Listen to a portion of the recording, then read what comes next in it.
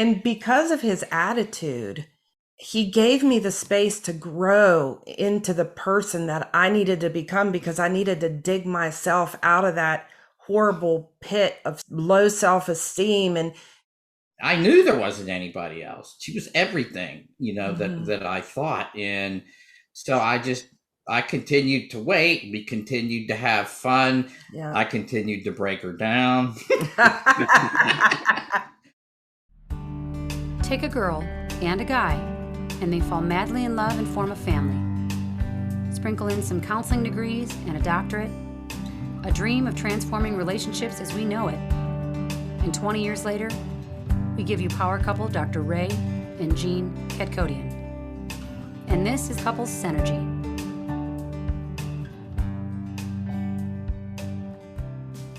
And welcome back to another episode of Couples Synergy with Dr. Ray and Jean. Hi, I'm Dr. Ray. And I'm Jean, and this is our podcast about love, marriage, and relationships. Please check us out online at couplesynergy.com or on Facebook and Instagram at Couple Synergy. And please subscribe to our podcast and leave us a review or send us any suggestions on topics you'd like to hear more about. And now on to Couple Synergy, an in-depth look at love, marriage, and relationships, where we bring you our experience helping thousands of couples transform their relationships for over 20 years. You know, everyone says you should work on your relationship, but nobody teaches us how. So we've created this podcast to teach people what they can do to create the relationship they've always dreamed of with the partner they fell in love with. On today's episode, we welcome Dr. George and Vanessa Naum, who specialize in physician marriage coaching and have been coaching married couples for over 25 years. Vanessa is a relationship and intimacy coach trained in the Somatica method, and Dr. George is the author of the book, What's Forever For? A Physician's Guide for Everlasting Love and Success in Marriage. Dr. George and Vanessa, thank you so much for being on our podcast today. Thanks for having us. Dr. Ray and Jean, we're big fans and we're honored to be here. The honor is all ours. Thank you so much for being our guest. You know, we want to get into your story. We want to get into why you guys, took up this flag of helping couples and how you guys got there. But before we get into that, let's find out a little bit more about you. You know, how old are you? How long have you been together? We have been together going on 31 years. Yay! Yeah, 31 years. Awesome. And I was previously married. So I have experience, I've experienced that. He wants to know how old you are, honey. I am 58. Yay! All right.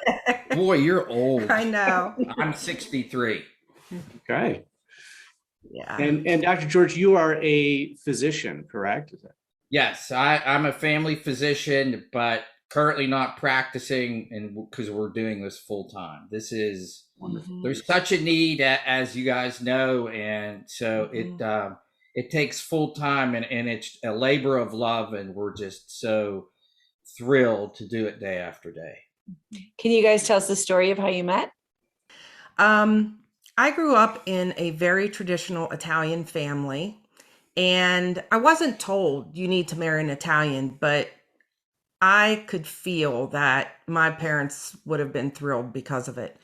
So, of course, they introduced me to one of their friends and his son. And fast forward, we started dating. We married. I was 21 years old. And I was too young to understand really what I was getting into, number one. And I thought that some of the behaviors that I saw prior to the wedding, I thought I could change that. And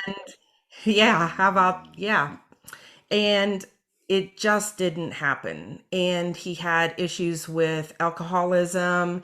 And, I tried. I was in that marriage for 5.5 years. I was raised to believe that you marry one time. So I carried shame because of that. And realized that I could lead that horse to water, but I couldn't make him drink. He just was unwilling. And I thought, I don't want to spend the rest of my life in a marriage that I feel that I'm unloved in. So I made the choice to divorce, and I moved to Pittsburgh, Pennsylvania. Fast forward, I met Jeep, and I was very cautious because I thought I am not going to step back into another problem. So of course I had my little checklist in my head, and he was checking off all the boxes. He just was incredibly kind, very patient with me, very just generous with his time. And we just talked about things that were important to each other and really got to know each other. So you called him Jeep. Yes, that's a nickname. Short for George Phillip. Okay. Yeah. GP. So my patients know me as Dr. Jeep. My friends know me as Jeep, and my family, my aunt, years ago, shortly after I was born, is the one who gave me the nickname, and it's just kind of stuck. And it's kind of a good icebreaker. People look and they say, "Oh, his name's Jeep, and that's what he goes by." He can't be too bad to talk to, and for the most part, that's kind of always worked that way. People call me George, and I don't mind if you guys do. I just think George is a little formal. Not that I don't like the name. I'm just used to Jeep. That's all. So what was that initial meeting like? Where did you actually meet? Well, let me go into my side a little bit. I always treasured being married. It's always something that I had, in my mind. And I had relationships, a couple that went on for a couple of years, and that's the thing.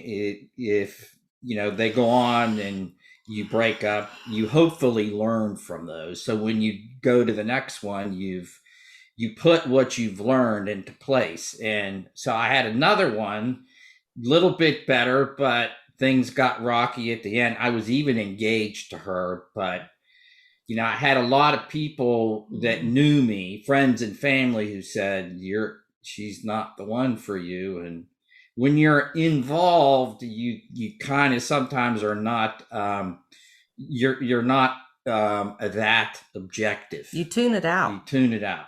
But fortunately, I was able to look at it more objectively, so we stopped it before it went on. Shortly after that, my sister-in-law, my brother's wife, knew about me, knew about Vanessa. And it was kind of like I would ask her about Vanessa. Vanessa would ask her about me. And so we knew a lot about each other before we even had a first date. She would say, "You just have to meet Jeep. You guys would be awesome together." And everything that I heard from her, and I knew that, because she'd been married to my brother for probably about 6 years, and they dated some. And so I knew her pretty well, and I knew that she was not going to lead me on. And so I liked everything I heard. I felt like this is the woman that I'm looking for. And, we went on that date, and it was at Chi-Chi's. Do you remember the Mexican restaurant? Mexican restaurant. And actually, his brother was having his 30th birthday party. So we met at Chi-Chi's and, talked a little bit there, and then moved on to the birthday party. And I mean, the rest of it, it was just, it was history. I knew shortly after that she was your person. I wanted to marry her. Yeah. He was moving way too fast for me. But I just thought there's so many good things here, and, just keep rolling with it. And, we developed a relationship, and, What was it about each other that you fell in love with? Oh, wow. So many things.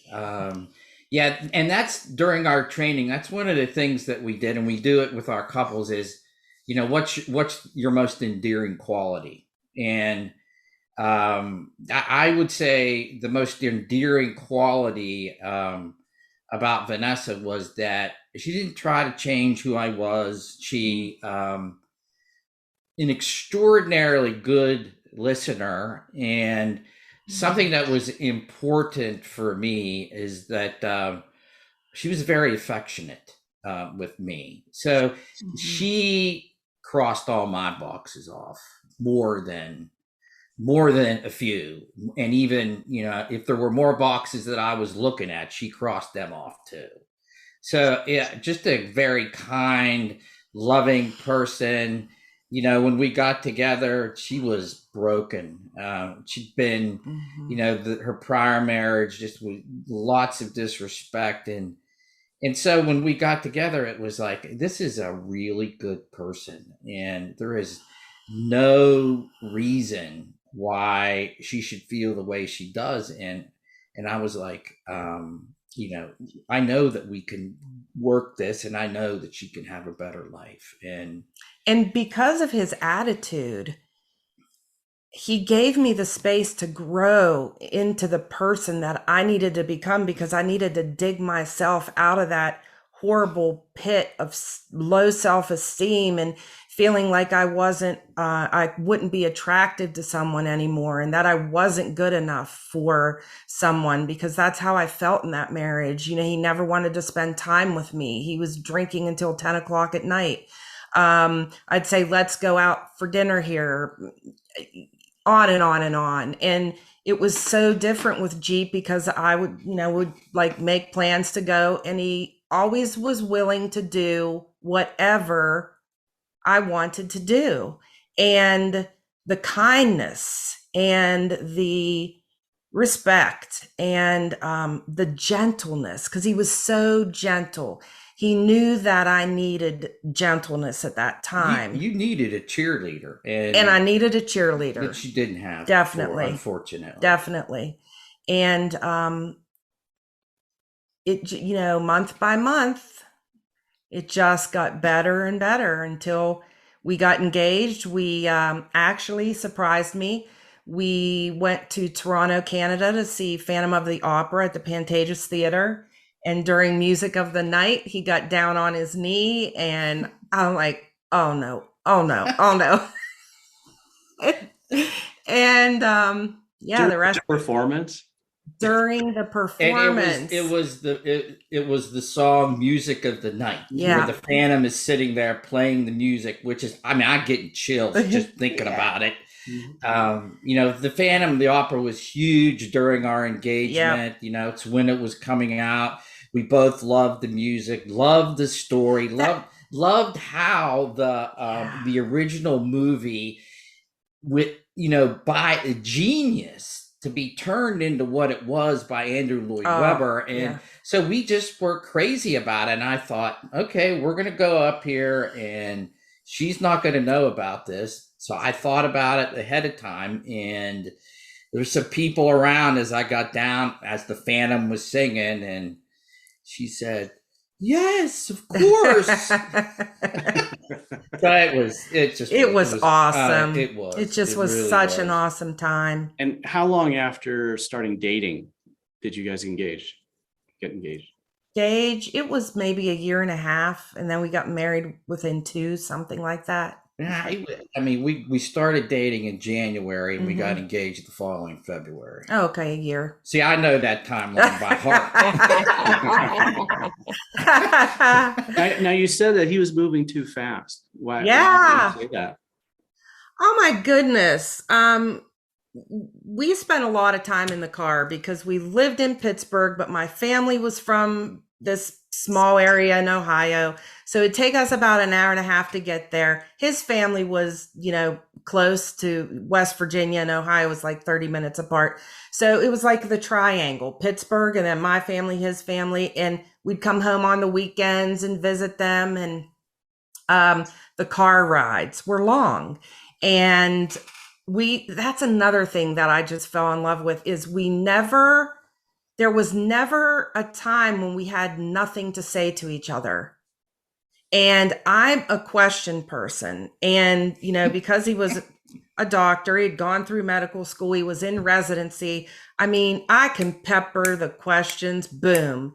And he answered them. He met he really got my intellectual steam going. So we met on that level, which was very huge for me. And so we talked in the car, and I think it was a couple months into our relationship, and he's wanting to talk about marriage and kids. And I'm like, whoa, whoa, whoa, we need to wait a little longer. I'm not ready for that yet.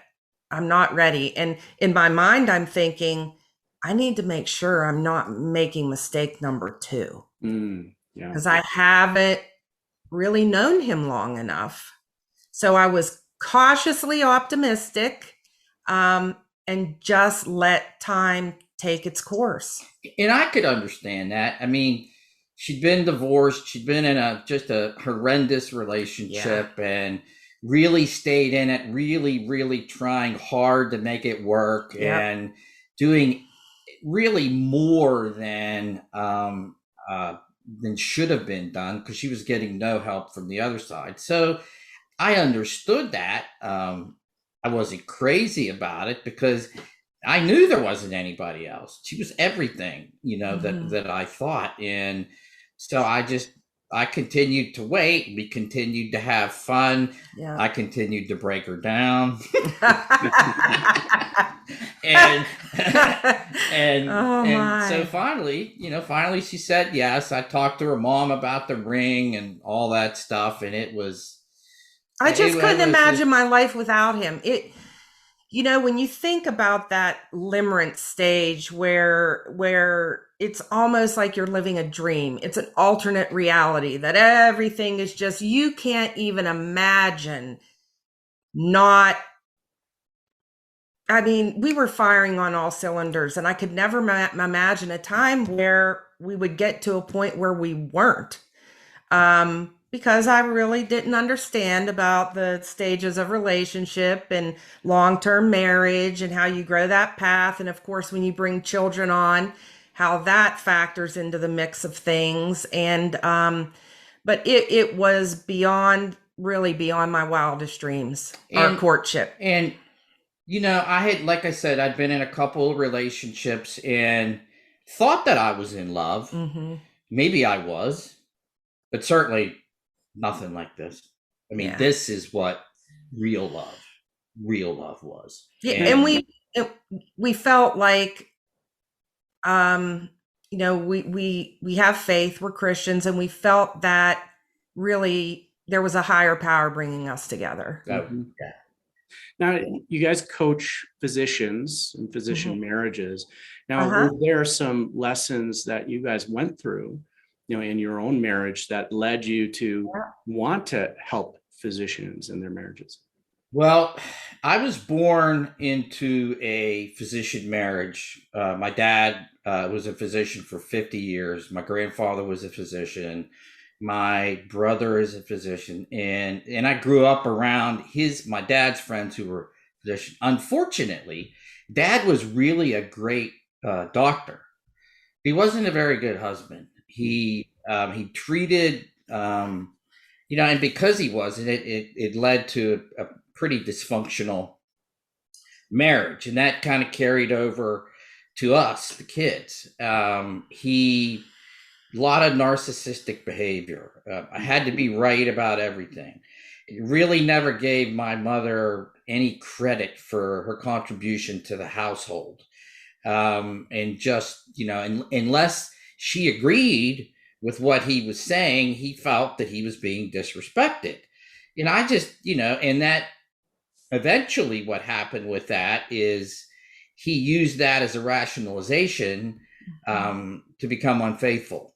And he did that several times, probably many more than we know about. And so it kind of knocked him off this pedestal that I had of him. I still loved him as my father, but this was something that really did need to happen had he had a different attitude than he had. And as a doctor, there's so many easy things that you can do. Tell your wife or your husband, I'm going to go around at the hospital, or I have a dinner that I have to go to, or I have to talk to somebody in administration.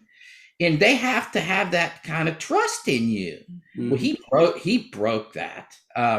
And so, I really wasn't at a point in time where I could call him on it. Now I did later, and so I decided that, I knew two things. I wanted to be married. I wanted to be a doctor, and that I felt that a physician marriage could work. Do you think that type of personality is attracted to becoming a doctor, or do you think becoming a doctor enhances that part of the personality? That is an excellent question. As we talk to docs, and we do podcasts with a lot of the medical professionals, physicians that do podcasts.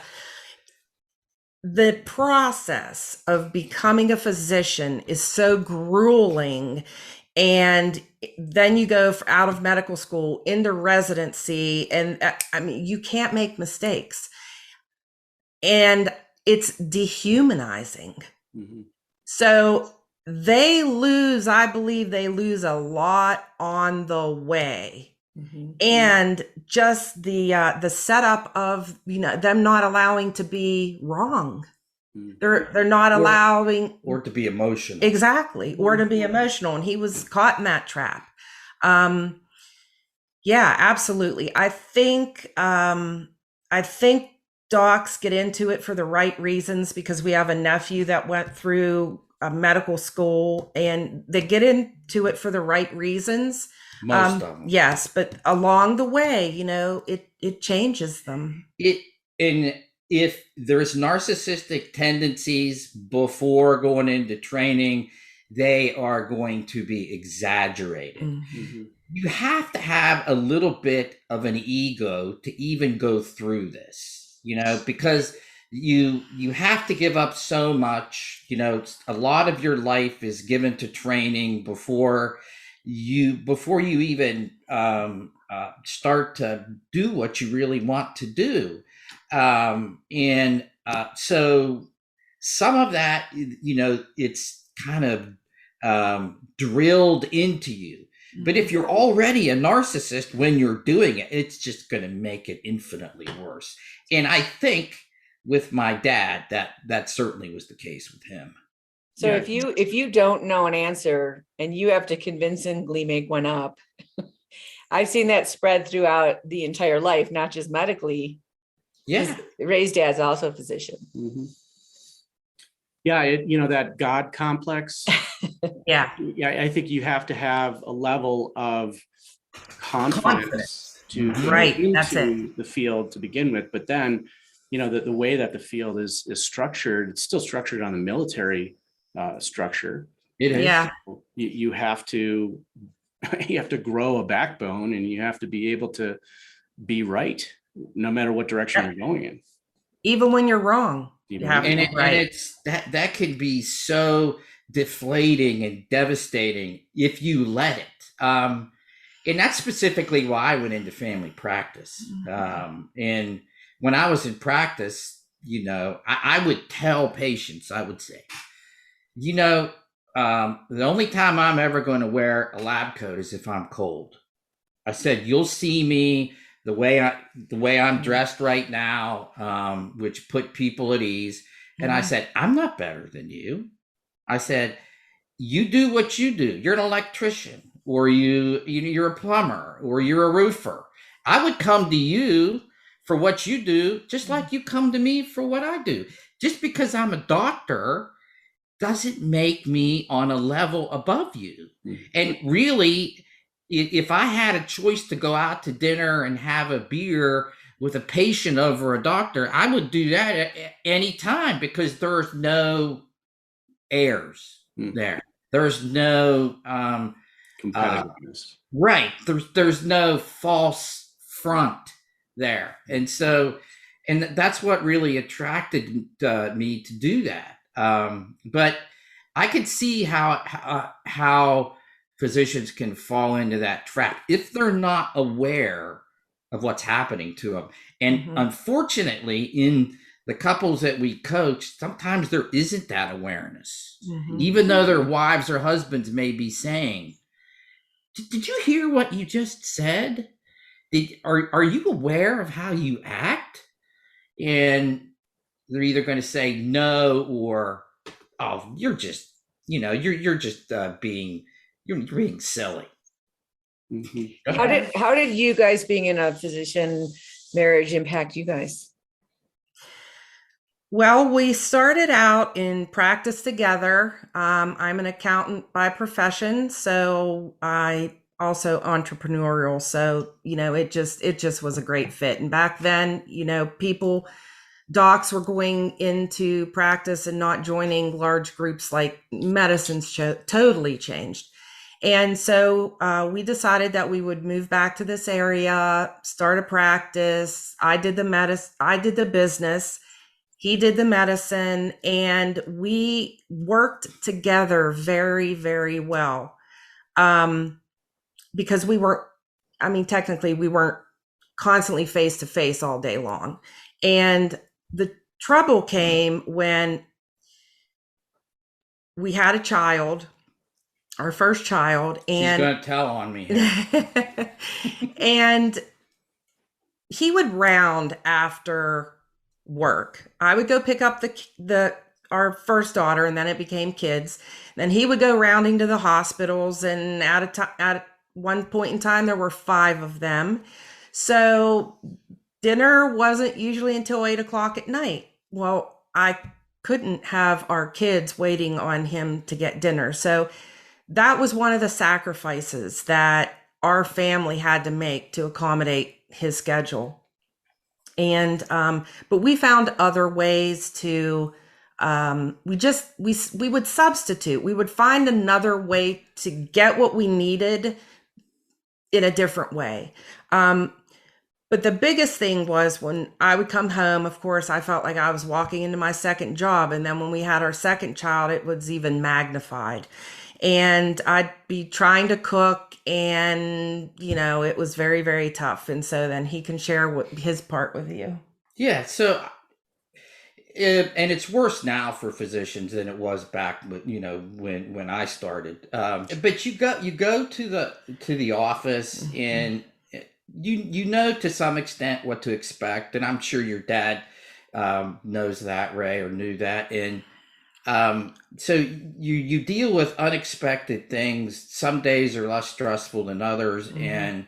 and so like Vanessa said, I was going to a bunch of hospitals. So most days I would come home, walk through the door, and I'm numb. I'm like, I have nothing left up here, and so all I want to do is go to my chair and watch TV and just decompress for an hour. Well, a lot of times it was longer than an hour and a half. So I sat there glued, oblivious to what was going on behind me, which was Vanessa cooking and the kids just pawing at her. And she's doing everything.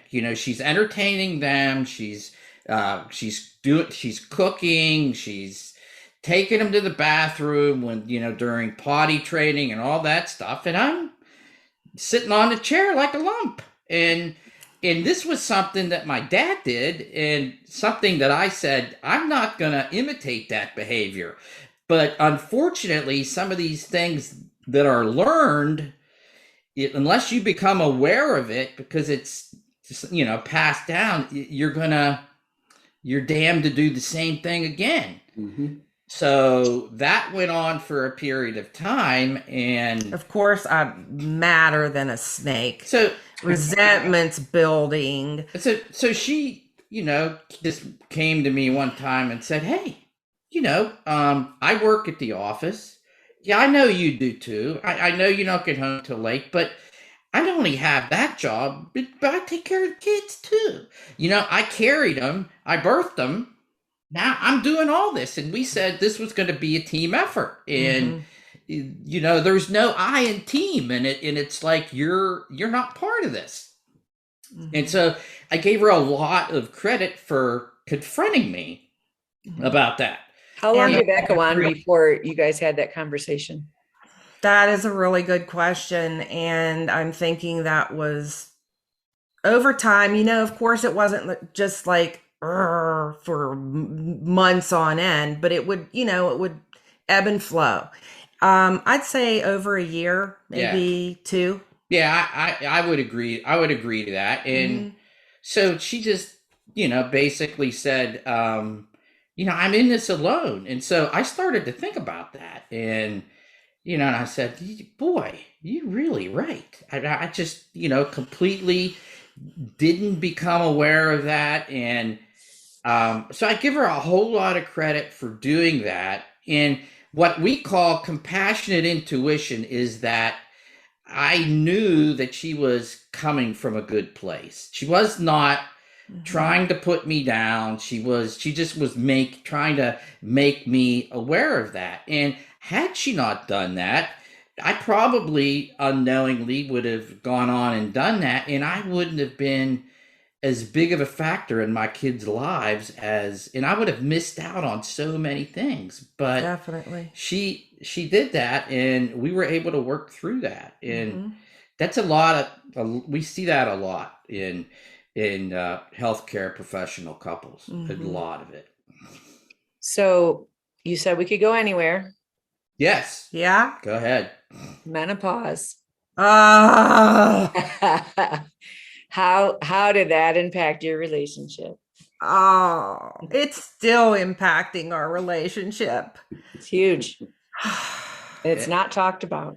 It's And not. it And changes both of us. it does. It really does. And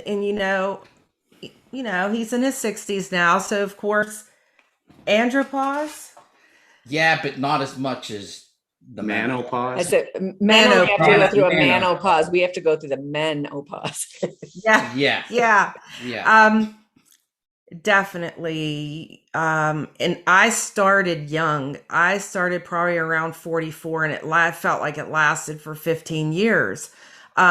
Till I finally got postmenopause. So I felt like, I'd Google it and see that, out of 30 symptoms, I've got like 25 of them.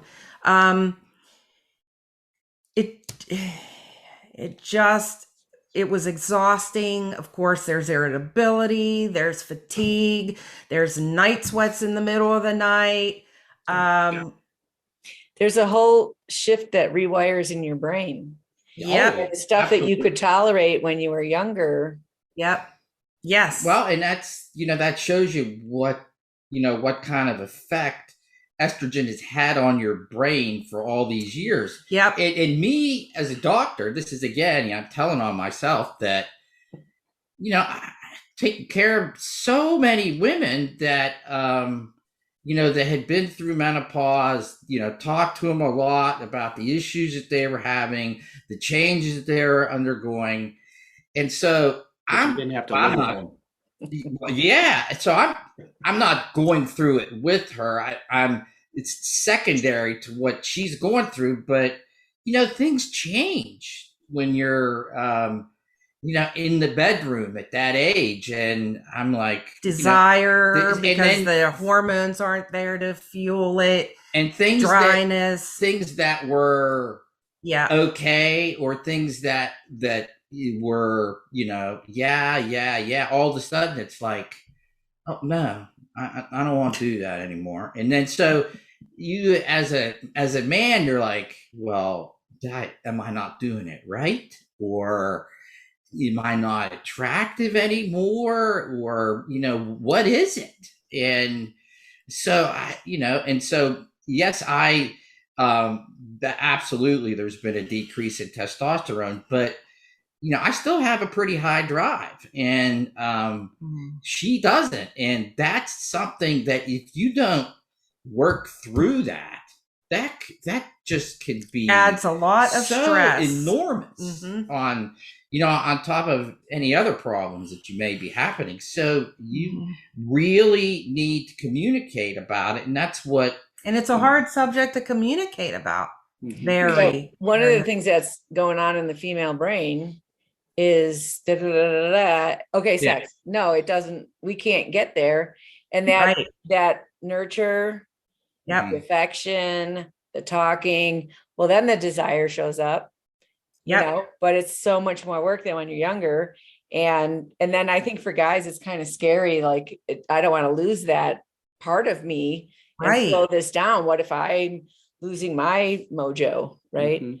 Well, not to mention just the emotional echoes that come up, Mhm. right? It's like, Mhm. as you were saying, things that were okay before are not anymore. And, this is beyond just the physical connection, but it's all of that emotional debt that we have been collecting throughout our entire lives. It's like it comes up at this time to really go through and process. Yeah, like everything that happened during puberty has to get healed in reverse Yes. puberty. Yeah. Oh, yeah. Oh, that's so well put. And Yeah. we don't like change. Human beings really don't like change. So when you're going through life and your bodies are changing and you're used to how it was, and realizing that it's not the same anymore, that's really hard. Well, and as a guy, it's like, okay, how often, if, or do you really care whether we have it? And then Yeah, you those start, then questions. your mortality works into it, because you know that we're not promised the next day. So that kind of goes into your head, and not only is the frequency going to decrease, but you want that still to be a part of what you are. But at the same time, you have to be patient, and you have to be loving about all of that, and empathetic, and vulnerable if you need to be. And that's what helps you get through that. One of the things he says to me is, um, because he's a doctor, he knows what kind of medical conditions, problems, can happen down the road with, us getting into those 60s and 70s. And that's what's on his mind. And explain how you say it to me. Yeah, and that was one thing that I would talk to women about, and I was very direct about it, because I know a lot of physicians just, they don't want to go there with women. I would say, so how is your sex life? And I would get a look like, man, nobody really ever asked me that. I can't believe you asked me that. And I'm like, well, I think it's important. And especially if women are on medications. Yeah. If they're on something for blood pressure, it's going to cause a problem with desire, as well as, with the decreased estrogen. If they're on an antidepressant, that really, because serotonin has a lot to do with libido, and when that's blocked, it's that can be an issue too. And a lot of women would say that we're on the antidepressants would say, I'm dead down there. I can't feel anything. There's a really great resource by Dr. Christian Northrup called The Wisdom of Menopause. Yep. And it's really an amazing thing that, when you're in those hormonal shifts, there's a part of your brain that gives you crazy talk. Yeah. Then there's a part of your brain that gives you wisdom. And to figure out which is which, it's a little tricky, especially when you're going through all that fluctuation. And I don't think people really know, but women between 42 and 62 have the worst mental health of any category anywhere. And in the United States, we live such unnatural lives. It is so, yeah. Yeah. So of course our hormones get out of whack. And one of the most impactful things for that is meditation. Well, when your brain's crazy and trying to meditate, it's really difficult. So it is a challenging thing to learn to master your body at that stage of life. I agree with you there. Absolutely. Yeah, one of the things that we do in our coaching is to concentrate on breathing. And that's something in her somatic training, training, like getting getting out of the head and getting the body back on board. And that has been a huge change, for us. Well, a lot of coaches don't, they don't want to go there. And if there's an issue there, they'll refer them out to a sex coach or something like that. And that's one of the reasons why Vanessa got the training. And she learned an incredible amount from it. And I was a big beneficiary of it, as are, as are our clients. So it's something added that, they can stick with us and they don't have to go to, somewhere else to get what they need in that regard. Unless, of course, it's beyond our scope, Right. then of course, then they're referred to a therapist. Now, I saw a stat somewhere about divorce rates with physicians and divorce rates for police officers, that they're pretty much similar. It's a very high divorce rate. And so how do you get a physician who has been sitting on the couch, may not be really aware of that disconnect that's happening, and now his wife's got one foot out the door? Where do you go with that? We start at the beginning. We start and then we teach them a method of communicating that is more written than speaking, so that they're not flipped on the defensive immediately. And we start with kind of how you started with us.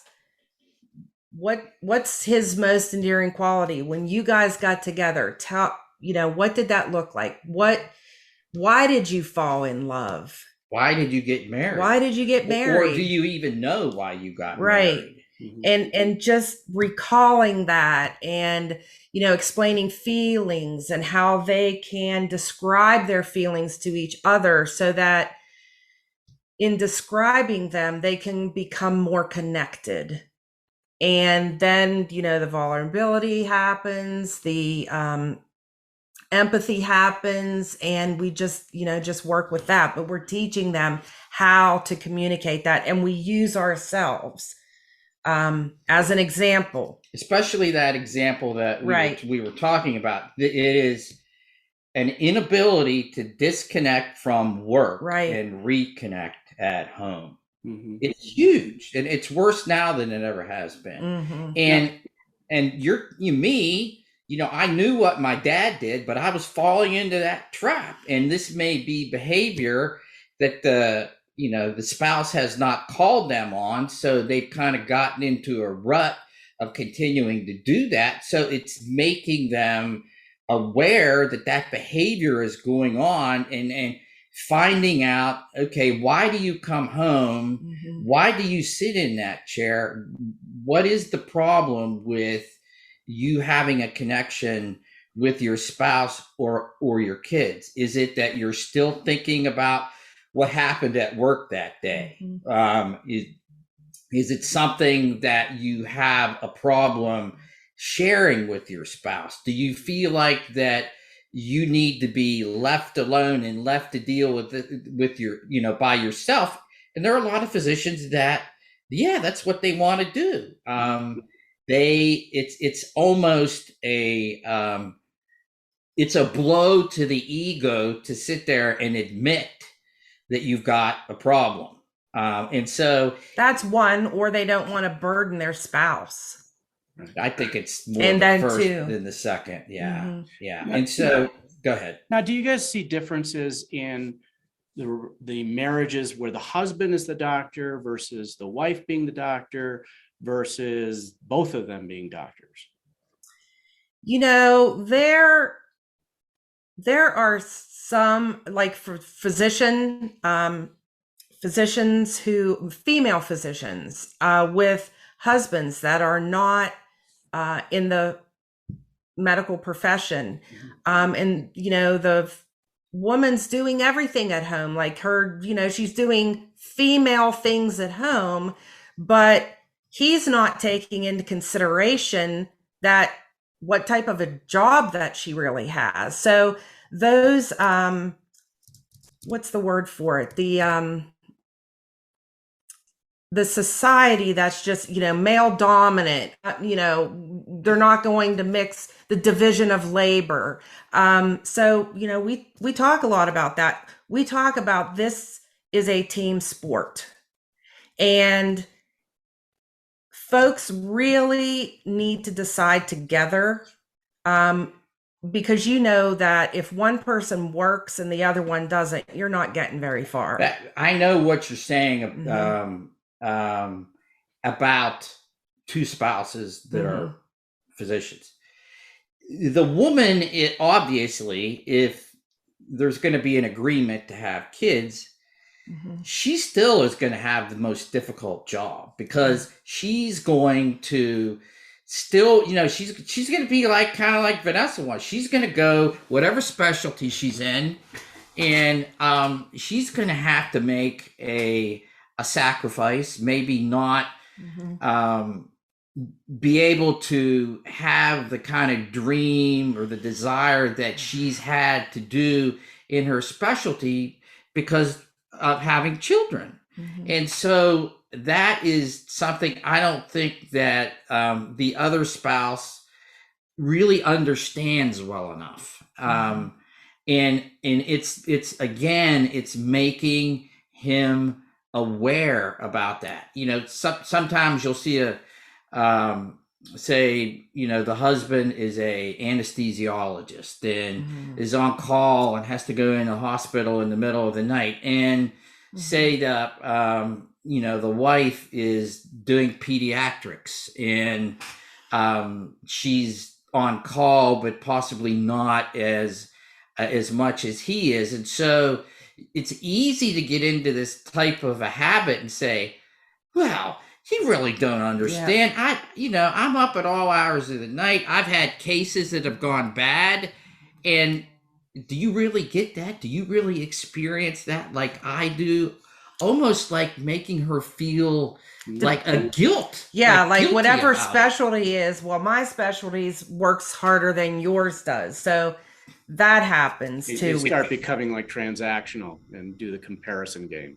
Yeah, absolutely. And you have to, like Vanessa said, this gender role that was more of a kind of thing back when my parents were, right. It's like it just keeps trickling down.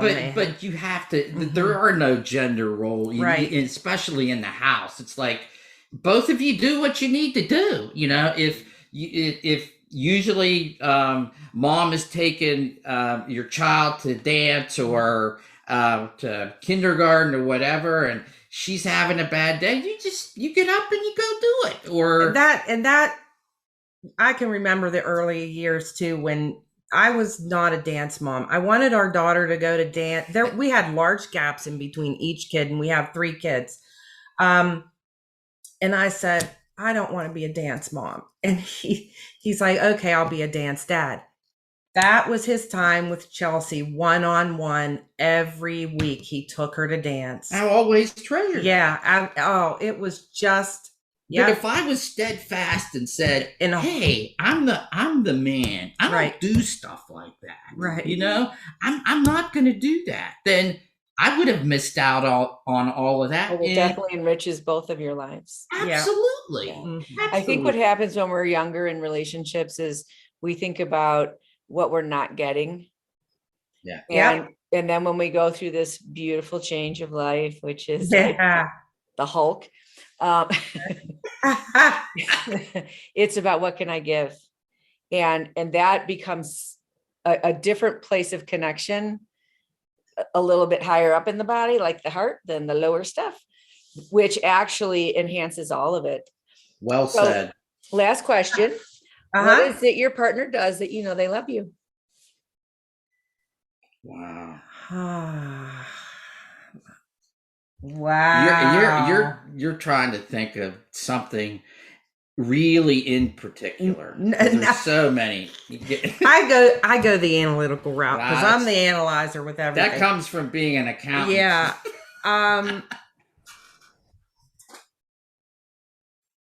Well, this is just one thing. I'm just trying to think of, of all the things. This is the one that came to my mind or is staying here. And that is he will get up early every now and then, not every weekend, and go to Starbucks and bring me home a tea.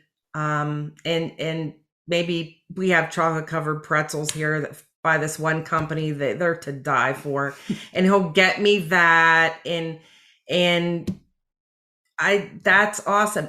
Although gifts, that's not my love language. Gifts is not my love language, but I don't know. It's because it took effort, it took time, but there are so many ways that I know that what he does, I know he loves me.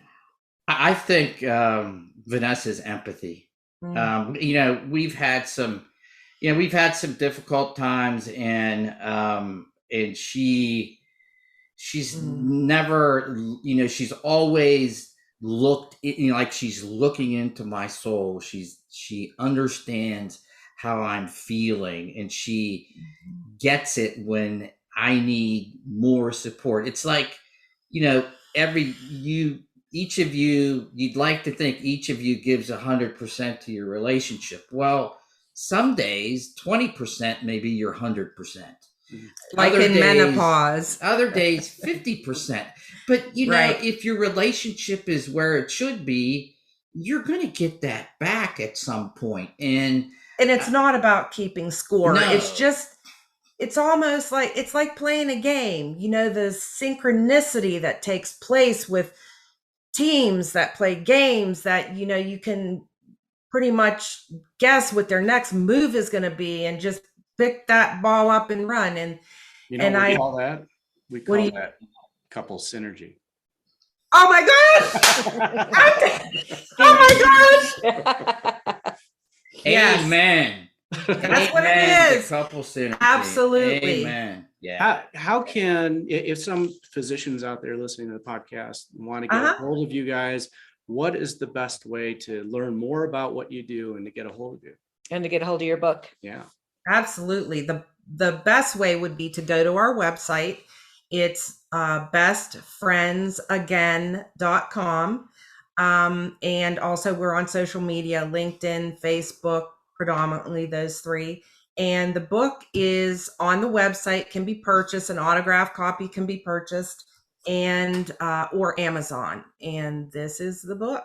The book has won a couple of awards, very proud of it. And I wrote it, or I should say we did, in such a way that regardless of your socioeconomic background or level of education, there are tips in here. It's easily readable, and people are going to walk away with something from it. And that's what I wanted to achieve. And a lot of the feedback that I've been getting, that it has done that. So the title is What's Forever For? A Physician's Guide for Everlasting Love and Success in Marriage.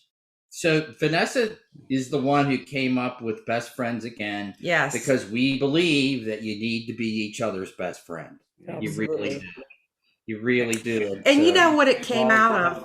Listeners out there, we're definitely going to put all of those links in the show notes so that you can go directly to the website, and you can pick up the book and everything too. Awesome. Good. Thank you so much. Guys, it has just been an absolute pleasure to be with you. It really has. It's been really great. A lot of good information. We want to thank the both of you for being on the podcast today. This has been really awesome discussion. And yes, we have been honored, and what a great way to go into the weekend. Yeah, absolutely. Yeah, I think we're going to go to a movie tonight. Sharing stories is a way that human beings have been bonding and healing and growing since the beginning of time. And we hope that by you guys sharing your story, it's enriched your lives and the lives of our listeners. Amen. Thank you. Amen. We want to thank all of you for joining us today on Couple Synergy. Our passion is in helping couples and people have happy and healthy relationships. And this podcast gives us a fun way of bringing our knowledge and expertise to you, our listeners. For all of you listening, please let us know how you enjoyed the show. If you have any questions, comments, or topic suggestions, please email us at contact@couplesynergy.com. For more information about Couple Synergy and our programs such as Relationship 101, our home study course, the Couples Weekend Intensive, and our premier coaching program called Couple to Couple, look us up online at couplesynergy.com. And if you know someone who could benefit from this episode, or you know a physician couple that could really benefit from the book, please download it and share it and go to their website and get their book. And thank you for listening. Until next time, synergize your life and synergize your love. You have been listening to Couple Synergy with Dr. Ray and Jean Ketkodian. Couple Synergy was recorded, edited, and produced by Dr. Ray and Jean Ketkodian. Voiceover and music entitled Breathe and Let Go was recorded and composed by Gina Gonzalez.